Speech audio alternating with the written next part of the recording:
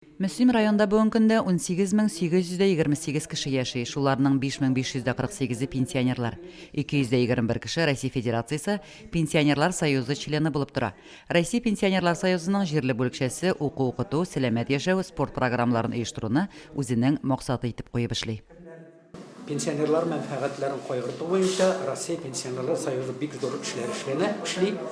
Һәм без үзебезнең районда шулай ук аларның тәкъдимнәре буенча да, үзебезнең инициативасы буенча да пенсионерлар белән бик зур эшләр алып барабыз.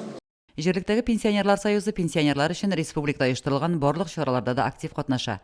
2020 елда үткәрелгән компьютер буенча ярышларда безнең район командасы республика буенча беренче урынны яулады һәм Россия күләмендә үткәрелүче ярышларда катнашты.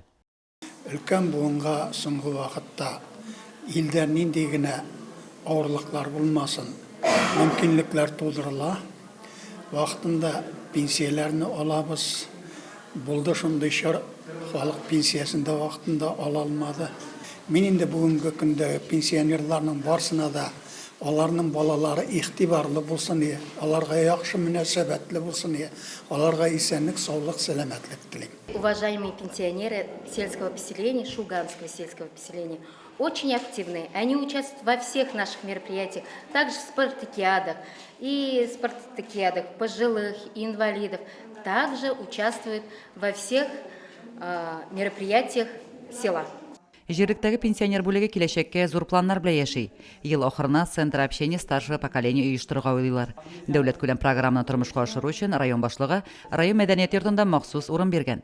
Хисап конференциясе бүләкләү мизгелләре белән төгәлләнде. Актив эшчәнлеге өчен Рөстәм Шариповка Россия Пенсионерлар союзының региональ бүлегеннән рәхмәт хаты тапшырылды.